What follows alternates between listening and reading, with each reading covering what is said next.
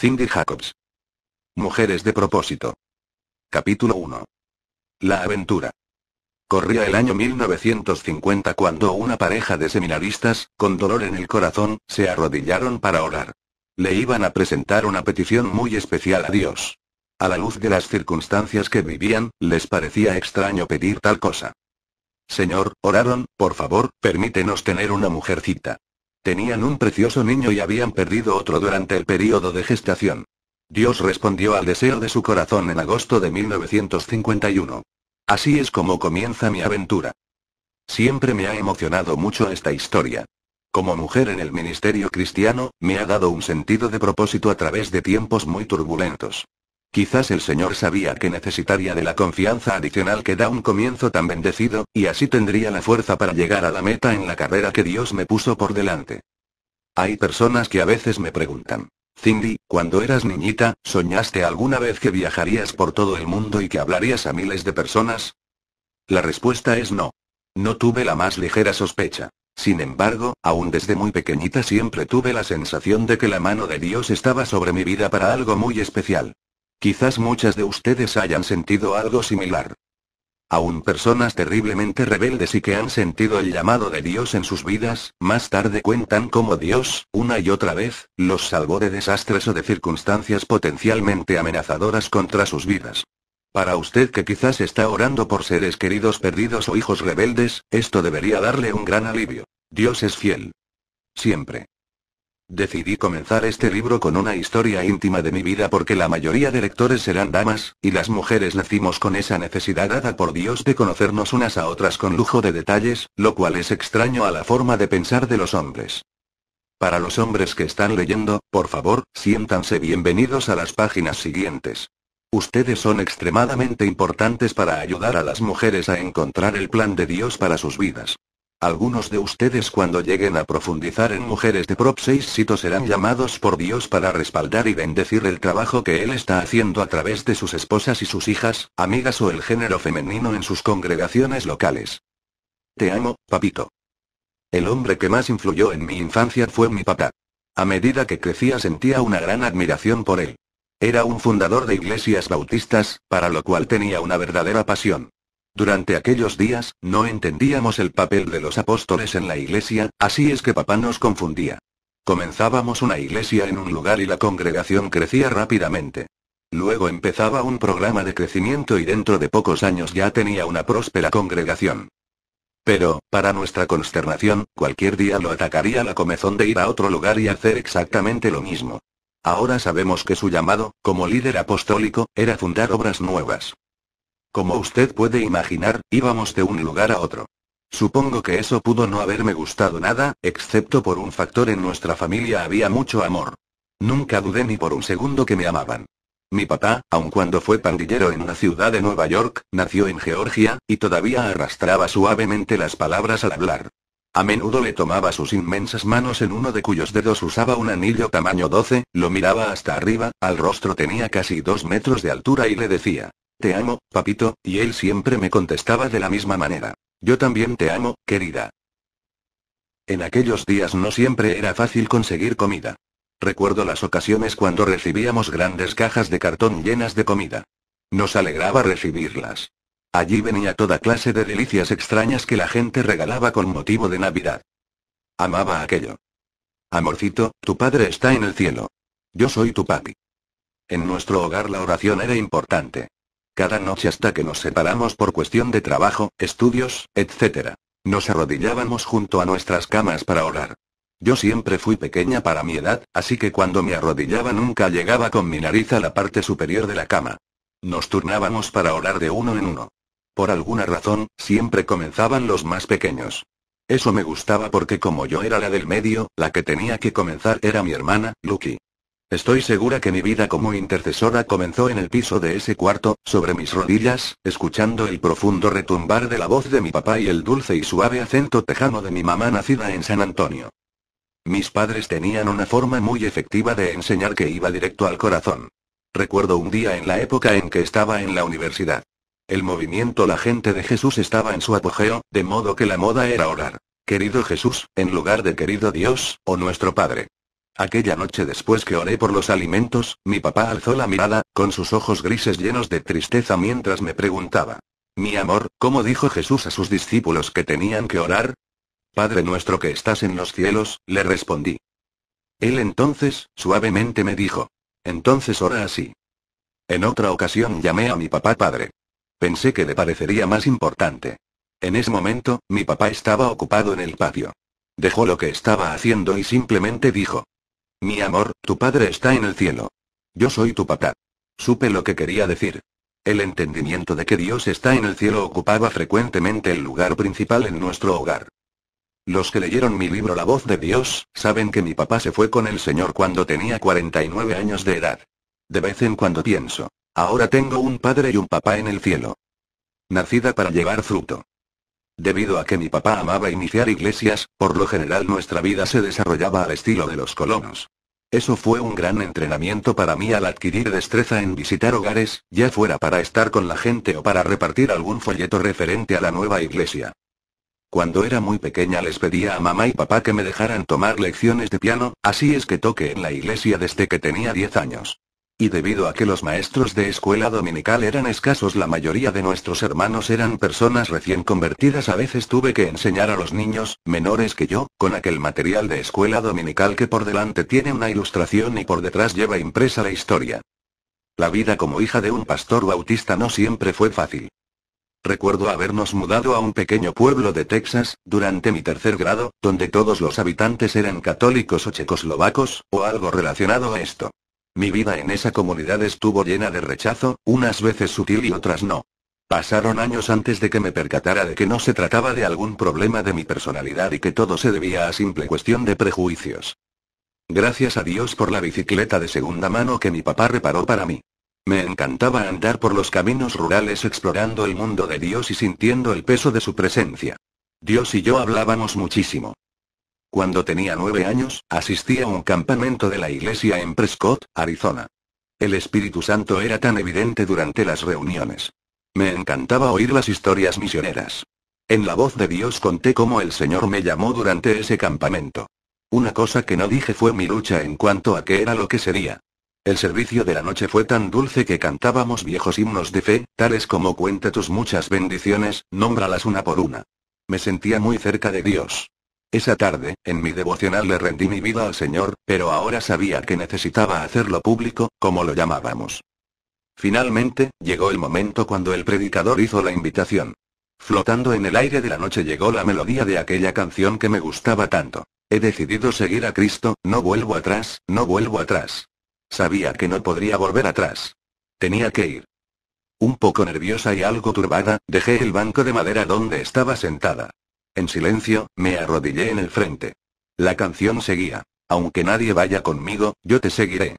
Las lágrimas empezaron a correr por mi rostro. Mi corazón estaba que estallaba con el amor del Señor.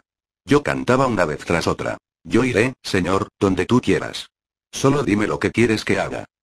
Al final del llamamiento, uno de los líderes me pasó un formulario de compromiso para que lo llenara. Me senté y empecé a leer las casillas: pastor, evangelista, misionero. No estaba segura sobre lo de misionero, pero nunca había pasado por mi mente aquello de pastor o evangelista, así es que me decidí por el campo misionero. Es interesante cómo las decisiones que hacemos aún en los años de la infancia afectan toda nuestra vida. Mi inclinación a medida que crecía se enfocó en diseño de interiores y música. Nadie en mi familia tocaba el piano, pero como dije antes, tenía un deseo intenso de aprender.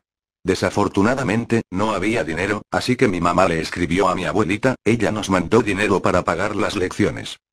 Mi primer piano había estado guardado en una vieja casa incendiada, las llaves estaban torcidas y se veían como onduladas. Pero eso no me preocupaba. Una profesora de piano le dijo a mi mamá que yo era demasiado pequeña para alcanzar los pedales y que además tenía las manos muy chicas para alcanzar de una vez todas las teclas que necesitaba tocar la octava. Mi mamá no se desanimó. Creía en mí, así es que buscó otra profesora. Años más tarde, aquellas lecciones de piano me ayudaron a conseguir una beca para estudiar en lo que entonces era la Universidad Bautista Grand Canyon. Sinceramente creí que había encontrado mi lugar en la vida. Esto tenía que ser lo que Dios quería para mí. Una vez oí la parábola de un lindo árbol que, al madurar, produjo hermosas flores. El árbol, viendo las flores, llegó a la conclusión de que era un árbol de flores y que siempre sería eso. Un árbol que produciría flores. Pero a medida que la primavera avanzaba, las flores disminuyeron y empezaron a formarse pequeñas bolitas allí donde estuvieron aquellas flores tan hermosas que le dieron un esplendor especial al árbol. Esto confundió al árbol, que ya no sabía qué era. El tiempo pasó y las pequeñas bolitas finalmente maduraron y produjeron una deliciosa cosecha de manzanas. Solo entonces el árbol llegó a entender que había sido hecho para producir fruto y no flores. La historia del manzano se parece mucho a las etapas que Dios tiene para quienes han sido llamados. Muchas veces líderes jóvenes determinan sus propósitos finales por las flores iniciales de sus llamados. Es lo que me pasó con la música. Me gustaba tanto tocar a Bach, Beethoven y a otros que pensé que ese era mi llamado. Años más tarde me ofrecieron un trabajo para enseñar vocalización en una escuela bíblica. Mi deseo de aceptarlo era tan fuerte que me costó discernir cuál era la voluntad de Dios para mí. Aun cuando mi agenda estaba llena de compromisos que no podría cumplir si aceptaba el trabajo, seguía luchando con el Señor para decir que sí. Finalmente, una mañana el Señor en una forma apacible, me dijo que siguiera predicando el Evangelio, no enseñando música. Le oí decirme, con una voz suave y casi susurrante: Cindy, el llamado a la música es de tu alma o emociones, pero el de tu espíritu es a predicar el Evangelio. Cuando el hombre cierra una puerta, Dios abre una ventana. Las emociones pueden influir en las decisiones que vamos a hacer de tal manera que pueden llegar a afectar nuestro futuro. Debemos ser cautelosos cuando los sentimientos empiezan a determinar nuestras acciones. Permítanme explicarlo. Cuando en 1990 comencé a ministrar en Argentina, sentí tanto amor por ese país que quería que toda mi familia se fuera a vivir allá. Incluso hablé de ello con algunos líderes argentinos. Un día en Buenos Aires, mientras me dirigía a una reunión en un taxi, la voz del Señor dijo a mi corazón: hija, te permitiré que le des tu corazón a esta nación, pero no tu vida. Te he llamado a las naciones de la tierra, así que no debes trasladarte a vivir aquí. Porque si lo haces, vas a concentrarte en este solo lugar J, no vas a cumplir con tu llamado. Sabía que tenía que obedecer la voz de Dios en lugar de la de mis emociones. Obtuve mi grado de licenciada en música y decidí estudiar un año más para alcanzar mi maestría como maestra en música. El que haya estudiado con el deseo de usar mi don para el Señor le ayudará a entender uno de los desafíos o pruebas que tuve que enfrentar como mujer joven y casada en mi iglesia. Dios abrirá camino. Mike y yo vivíamos en California y asistíamos a un pequeño grupo de unas 50 personas. Mike trabajaba por la noche en una línea aérea, lo que lo obligaba a dormir por el día, así es que con frecuencia asistía sola a la iglesia los domingos por la mañana. Un domingo, el pastor se acercó a las últimas bancas del santuario, donde me encontraba, para hablar con un hombre que estaba cerca de mí. Se inclinó por encima de mí y en voz suave, le preguntó: Homer, ¿por qué no me ayudas a dirigir la música? No tenemos a nadie que lo haga. Homer, evidentemente poco contento con la idea, le respondió: Pastor, usted sabe que me cuesta mucho captar el tono. El pastor volvió a su lugar y se encargó de dirigir los himnos. Mike y yo éramos amigos personales del pastor, y él sabía que estaba trabajando en mi maestría en música. Es más, solo la semana anterior estuve observando a mi profesor dirigiendo la Sinfónica de Burbank para mi clase de dirección orquestal. Parte de mi entrenamiento era dirigir orquestas, pero debido a que era mujer no podía pararme al frente de mi iglesia a dirigir un himno. Tenía 23 años de edad y un gran deseo de usar mi don para Dios, así que aquel fue un momento muy triste. ¿Cómo reaccioné a eso? Bueno, sabía que tenía varias opciones. 1, podía irme enojada y no volver más a esa iglesia. 2, podría haberme enojado con el pastor. 3, podía adoptar una actitud piadosa y pedirle al Señor que usara mi preparación en música en una iglesia que creyera que la mujer podía hacer algo desde el púlpito. Decidí orar y perdonar al pastor. Y luego empecé un coro de jóvenes. Lo que ocurrió fue glorioso. Ese pequeño coro llegó a ser el mejor en todo aquel lugar y varios de los jóvenes se comprometieron con el Señor. En cuanto a mí, en verdad crecí con la experiencia. Dios siempre le abrirá un camino si usted le obedece. Líderes jóvenes, hombres o mujeres, por favor lean esto con cuidado. Si son obedientes a Él, Dios siempre abrirá un camino para ustedes. Nada le impedirá usar los dones que Dios le dio. Si una puerta se cierra, busque una ventana. Sea creativo. Cuando la vida se llene de frustraciones y pruebas, no se dé por vencido. Muchas personas me preguntan: Cindy, ¿por qué Dios te ha usado para su reino a través de todo el mundo? No es porque yo sea mejor dotada que la mayoría o que sea mejor exponente que los demás. Sinceramente creo que es porque cuando hubo obstáculos en el camino que Dios me llamó a andar, confié en Él para que abriera una vía allí donde no había nada. ¿Ha sido fácil? No. ¿Ha valido la pena? Sí. Señoras, a veces han tenido oportunidades únicas de encontrar su propósito, pero su actitud en el proceso se los impide. Si se deciden por la amargura o la ira y se consumen por dentro debido a la injusticia del sistema o cuánto prejuicio tienen algunos hombres hacia las mujeres, entonces nunca podrán sobrevivir en el ministerio ni tampoco tener éxito en la vida. Y recuerden, señoras, tener prejuicios contra los hombres es tan dañino como cuando los hombres tienen prejuicio contra las mujeres. Se necesita mucho valor para obedecer el llamado de Dios, muchas veces más del que uno personalmente puede reunir. Por este motivo es que necesitamos caminar muy cerca del Señor. Los obstáculos son inevitables. Habrá tormentas. Y amigas, a veces Dios no aleja de nosotros las tormentas sino que nos lleva al ojo mismo del huracán donde nos protege de su furia. Mi lucha, su voluntad. Otras veces, sin embargo, las tormentas que experimentamos son provocadas por nuestra lucha al tratar de hacer su voluntad. Dios me tocó cuando tenía 31 años de edad y me dijo que tomara mi cruz y lo siguiera llevando el Evangelio a las naciones. Tuve una lucha terrible en el proceso de aceptar ese llamado. Más aún, durante ese tiempo concebí una idea brillante. Le ofrecería a mi esposo Mike en lugar mío. Nunca ni siquiera soñé que sería predicadora. Oraba y creía que Mike podría predicar, y yo ser su fiel intercesora. Esa oferta con un equipo tan magnífico no podría ofender a nadie. La lucha con Dios comenzó en serio cuando noté que Dios no negocia. Me quería a mí predicando, no a Mike. Eso estaba tan lejos de mi pensamiento como inscribirme para ser astronauta. Los que me conocen se reirían al imaginarme haciendo algo que requiriera habilidad atlética. Cuando jugaba voleibol en la escuela, me agachaba si la pelota venía a mí. La lucha siguió. Le di a Dios todas las razones que se me ocurrieron para justificar por qué no era posible que fuera predicadora. Dios, le dije, ¿no te has dado cuenta que yo pertenezco al género equivocado? Además, señor Jimote, no me gustan las mujeres ministras. Tienen una voz tan aguda, chillona y desagradable. Así que, Dios, no me pidas que predique, especialmente por la radio. He perdido la cuenta de las veces que desde entonces he predicado y he sido entrevistada por radio a través del mundo. El siguiente pensamiento horrible que se abrió paso en mi mente fue, oh, Dios. ¿Y mis hijos? Eso me asustaba. Vivía en un pequeño pueblo de Texas donde algunos de los hombres no tenían un concepto muy alto de las mujeres ministras. No quería que nadie fuera a causarle daño a mis hijos. Me temo que la siguiente afirmación no sea muy religiosa que digamos. Dios, yo no voy a poner a mis hijos en el altar de ningún ministerio.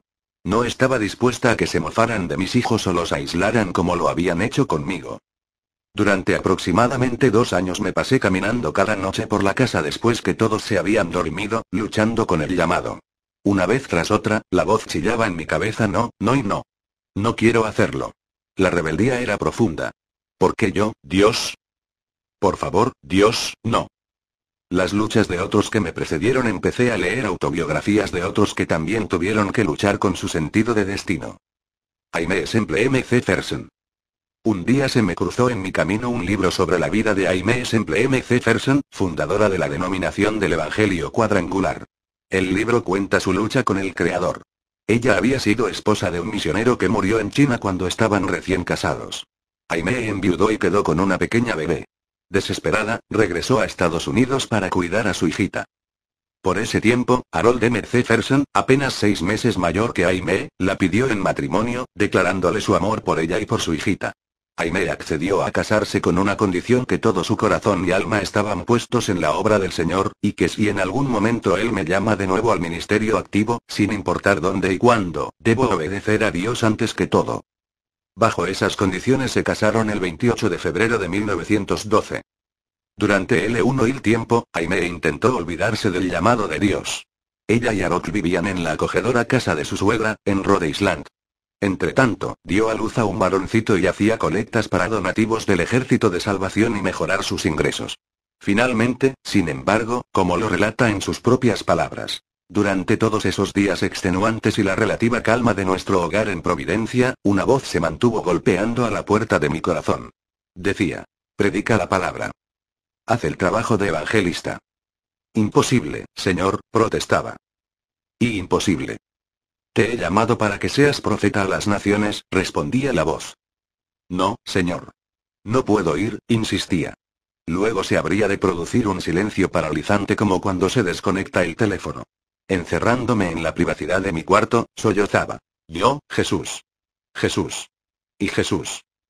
Bajo tanta tensión, la salud de Aimee se quebrantó.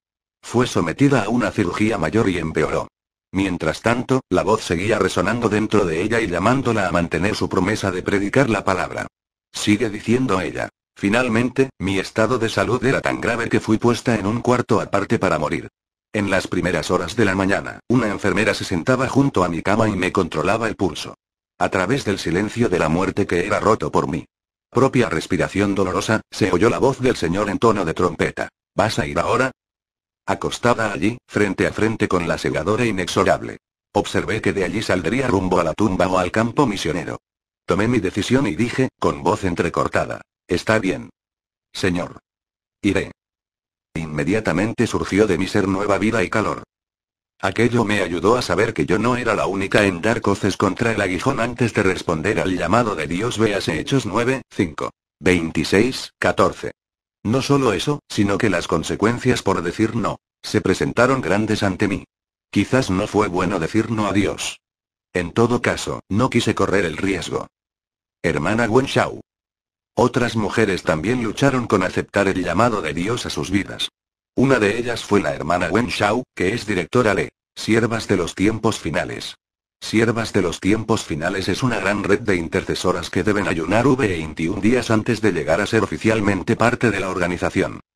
En su libro Rendición Incondicional, la hermana Wen cuenta la historia de su llamado a China durante un avivamiento en los días que estudiaba en un instituto bíblico en Canadá. Serían las 11 de la noche cuando entré al edificio y me dirigí escaleras abajo al salón de clases, donde las estudiantes estaban orando. En cuanto me arrodillé, sentí que caía sobre mí una tremenda carga de oración intercesora. Incliné la cabeza hasta ponerla debajo de la silla y el Espíritu Santo empezó a moverse dentro de mí. Estuve allí, llorando, durante horas. Hoy, cuando veo al pasado, sé que era Dios que me estaba dando otra oportunidad para hacer su voluntad y cumplir su llamamiento para mi vida. Después de esa experiencia miré mi reloj. Eran las 3 de la mañana. En el otro salón aún había un grupo que seguía orando, así que me paré y me uní a ellas. Tan pronto como entré, observé algo que nunca antes había visto. Una de las estudiantes tenía dolores como de parto por China. El Espíritu Santo estaba gimiendo y clamando a través de ella. Te estoy llamando para que vayas a China. Te necesito en China. ¿No quieres ir? China. China. Observé a todas las que estaban en la sala y me pregunté, ¿a quién estará llamando Dios para que vaya a China? Nunca pensé que fuera yo. Después de todo, Dios no podría llamarme porque ahora estaba casada y, de todas maneras, no me gustaban los chinos. Siempre les tuve miedo. El llamado del espíritu persistió hasta que una maestra le dijo a Gwen, ¿por qué no oras al respecto? Ella asintió y, en sus propias palabras, dijo. De inmediato empecé a sentir que una extraña carga se apoderaba de mí por una nación en la que jamás pensé. Debo estarme imaginando cosas, pensé. Seguramente no soy yo a quien Dios está llamando. ¿Qué diría Dave, su marido?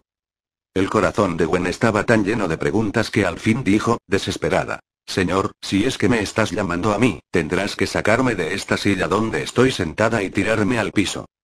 De repente, el poder de Dios me golpeó como un rayo y me lanzó de espaldas sobre el piso. Pensé que Dios me iba a matar. Señor, iré, iré. Grité, desesperada. Cuando llegué a casa, Dave no estaba muy contento con la decisión que había tomado su esposa. En forma sarcástica le dijo que si ella se iba a China, él se iría a Hawái. El corazón de Gwen se quebrantó, de modo que clamó a Dios. Dios intervino fielmente. El mismo Espíritu Santo que trató con Gwen profetizó más tarde, a través de un profeta visitante, que Dave fue llamado al norte de China. Esto debería alentar a todos los que sienten el llamado de Dios, aun cuando a sus cónyuges no lo sepan. En relación con eso, déjeme decirle que estuve a punto de cancelar mi matrimonio porque Mike insistía en que él no había sido llamado por Dios. Por esa situación, rompimos nuestra relación no menos de 10 veces. La última vez que lo hicimos, Mike viajó de Phoenix a Los Ángeles, en donde nos habíamos conocido en una iglesia bautista. Después que Mike se marchó, quedé terriblemente afligida.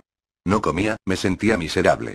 Finalmente, me llamó y me citó Mateo 18, 19, 2, Otra vez os digo, que si dos de vosotros se pusieren de acuerdo en la tierra acerca de cualquier cosa que pidieren, les será hecho por mi Padre que está en los cielos. Porque donde están dos o tres congregados en mi nombre, allí estoy yo en medio de ellos. Mi amor, me dijo, siento que si dejamos que Dios esté en el centro de nuestro matrimonio, todo lo demás saldrá bien. Más tarde, Mike recibió el llamado y, en 1985, él y yo iniciamos Generales de Intercesión. Hemos tenido muchos retos, pero Dios ha estado de veras con nosotros a lo largo del camino. ¿Puede salir algo bueno de Waterford? La gente me pregunta con frecuencia. Cindy, ¿qué pasó después que le dijiste sí a Dios y aceptaste su llamado? La verdad es que no sabía qué esperar después que rendí mi vida a un ministerio a tiempo completo.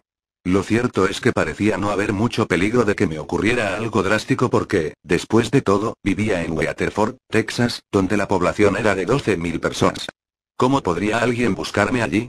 Es más, algunos solíamos bromear diciendo, ¿puede salir algo bueno de Waterford? Todavía no habíamos iniciado Generales de Intercesión. No hay mejor lugar para esconderse, ¿verdad? Falso. Dios le encontrará donde quiera que se esconda. Si no me cree, lea el Salmo 139. Cuando acordé con Dios predicar el Evangelio, enseñaba a los niños de la iglesia y dirigía la adoración. Los domingos eran muy ocupados porque tenía que llegar temprano para trabajar con el grupo de adoración, dirigir la alabanza en nuestra pequeña iglesia, escaparme y enseñar a un grupo de unos 40 a 50 niños entre 5 y 12 años de edad, y luego volver corriendo para sentarme al piano y terminar el servicio. Puede parecer exagerado, pero en realidad lo hacía con gusto. Dios estaba en medio del trabajo. Los niños oraban unos por otros y Dios estaba haciendo que aquellas pequeñas piemitas crecieran, que desaparecieran las picadas de mosquitos y las verrugas. Estábamos realmente contentos. En una ocasión, cerca de 100 niños aceptaron a Cristo en un año. Cuando Dios nos llama, nos equipa. Dios comenzó a hacer cosas grandes cuando visité a mis parientes en Phoenix, Arizona. Almorzamos con Faye Damella, pastora de mujeres de una inmensa iglesia carismática con unos 5.000 miembros y entre 200 a 300 asistentes regulares a los cultos semanales para mujeres. Fue un momento agradable y acordamos vemos al día siguiente para el estudio bíblico. Si hubiera sabido todo lo que Dios tenía para mí aquel día, habría dicho, no puede ser. El Señor, sin embargo, fue fiel al prepararme, despertándome a las 6 de la mañana con la convicción de que ese día debía ayunar. En la reunión, trataba de explicarme la razón de esa fuerte sensación que tenía de la presencia de Dios sobre mí. Hasta que Faye me pidió que ministrara proféticamente a 12 mujeres. Acepté y mientras oraba, el Espíritu de Dios movió con poder. No solo esas 12 mujeres cayeron bajo el poder de Dios, sino otras que estaban allí también fueron tocadas. Faye me dijo que no me detuviera. La fuerte presencia del Espíritu de Dios movía como una espesa nube llena de su gloria. Ministré por más de 3 horas. Cuando regresé a Waterford recibí una llamada de Faye pidiéndome que ministrara en el próximo retiro de mujeres de su iglesia. Me habló de lo famosa que era la persona que había ministrado en el retiro anterior, y agregó, Cindy, podríamos conseguir otra persona famosa, pero estamos hambrientos de unción de lo alto, así que nos gustaría que vinieras. Francamente, estaba anonadada. Dios quiere ministrar a través de usted y de mí en su poder y no en el nuestro. Mike y yo oramos, y sentimos que esa invitación era del Señor, de modo que acepté, entonces empezó la lucha. ¿Qué había hecho? Decir que estaba luchando con la timidez sería expresar poco de lo que ocurrió toda mi vida. En momentos como esos es cuando el diablo se sienta en su hombro y le susurra con una voz que trata de intimidar ¿quién te crees que eres? Sabes que no puedes hacer eso. ¿Crees que podrás decirles algo significativo a toda esa gente? A decir verdad, no le resultaba muy difícil despedazarme con esas palabras porque correspondían en verdad a lo que yo creía. Gracias a Dios, cuando usted y yo nos sentimos completamente incapaces es cuando estamos listas.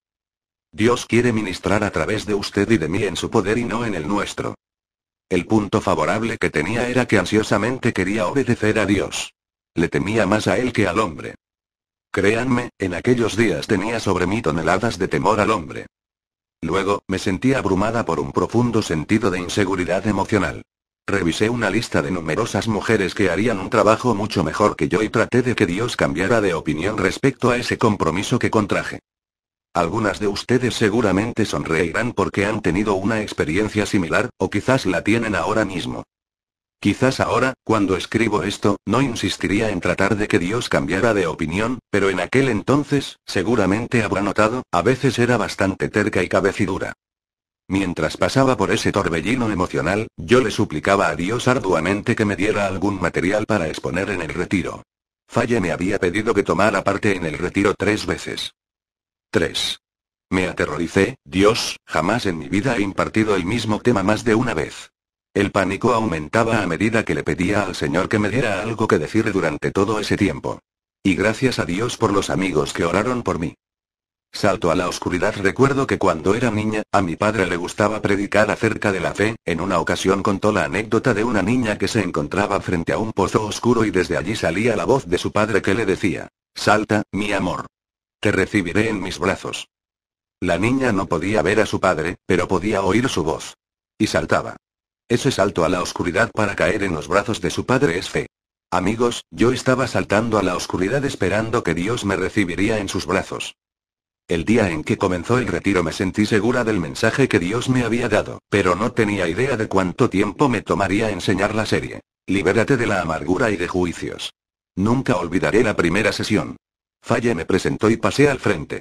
Afortunadamente tenían uno de esos antiguos púlpitos de madera en lugar de los modernos de fibra de vidrio. Estos últimos son inmisericordes. Muestran a la persona completa, incluyendo las rodillas que le tiemblan.